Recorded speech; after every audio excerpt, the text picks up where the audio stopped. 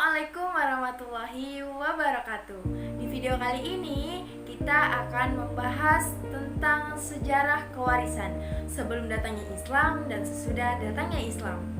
Kalian tahu nggak sih sejak kapan sistem kewarisan itu ada? Dan pernah nggak sih kalian kepikiran sebelum datangnya Islam, bangsa Arab sudah mengenal yang namanya sistem pembagian harta? Biar nggak tambah penasaran, langsung aja simak videonya ya.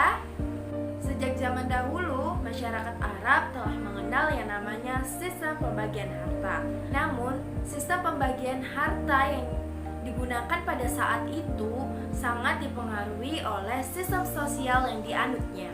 Dalam adat jahiliyah, ahli waris yang berhak mendapatkan warisan hanyalah laki-laki yang berfisik kuat dan mampu di medan perang. Anak-anak yang belum dewasa serta perempuan tidak berhak mendapatkan yang namanya harta warisan. Pada masa itu perempuan mendapatkan perilaku diskriminasi. Bagi mereka perempuan tidak ada artinya, sehingga perempuan yang ditinggal mati suaminya, mereka itu termasuk sebagai harta warisan dan dapat diwarisi. Adapun dasar-dasar pembagian harta warisan pada masa jahiliyah yaitu terdapat 3 macam. Yang pertama yaitu pertalian kerabat. Kerabat yang dapat mewarisi yaitu kerabat laki-laki yang sudah dewasa dan kuat fisiknya serta siap di medan perang. Sedangkan anak-anak yang masih kecil dan wanita tidak mendapatkan warisan. Jadi yang mendapatkan warisan itu hanya anak laki-laki yang telah dewasa, saudara laki-laki, paman, dan anak paman. Kemudian yang kedua yaitu adanya janji ikatan prasetya.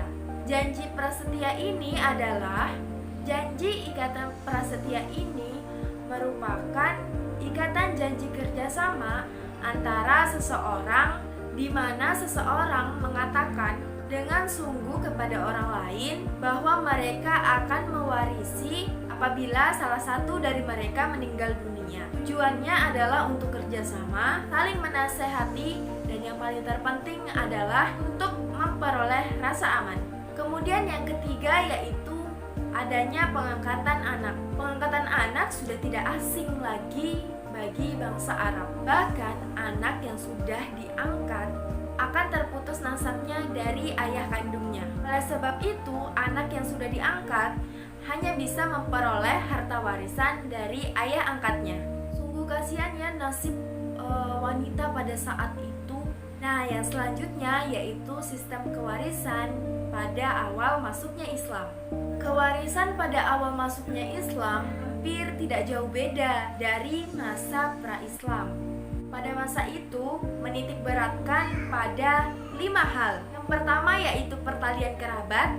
Yang kedua adanya pengangkatan anak. Yang ketiga adanya ikatan janji prasetya. Yang keempat hijrah dari Mekah ke Madinah.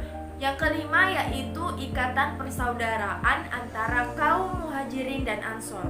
Jadi, untuk memperteguh dan memperkuat persaudaraan antara kaum muhajirin dan ansor, Rasulullah menjadikan ikatan persaudaraan sebagai sebab saling mewarisi. Misalnya apabila seorang muhajirin meninggal di Madinah dengan membawa seorang ahli waris, warisannya akan dijatuhkan kepada ahli warisnya. Namun jika kaum muhajirin tidak membawa ahli warisnya, maka warisan akan jatuh kepada kaum ansor yang menjadi wali sebab adanya ikatan persaudaraan.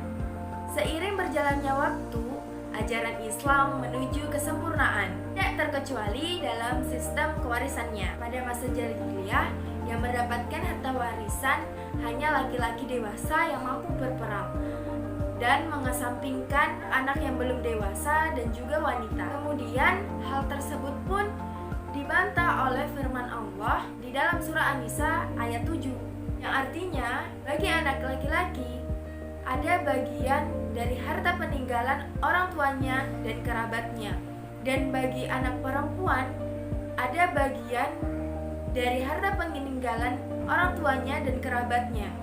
baik sedikit ataupun banyak menurut bagian yang telah ditetapkan. Selain itu juga pada zaman jahiliyah ada yang namanya janji ikatan prasetia.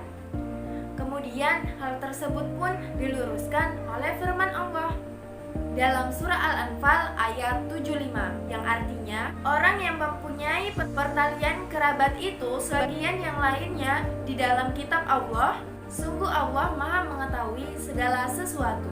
Kemudian seseorang mendapatkan warisan karena pengangkatan anak.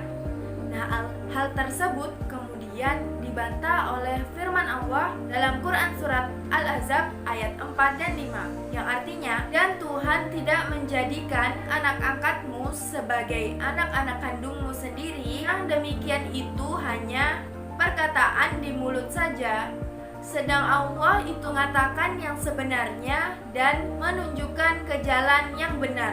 Panggillah mereka dengan nama ayah-ayah mereka yang sebenarnya, sebab yang demikian itu lebih adil di sisi Allah.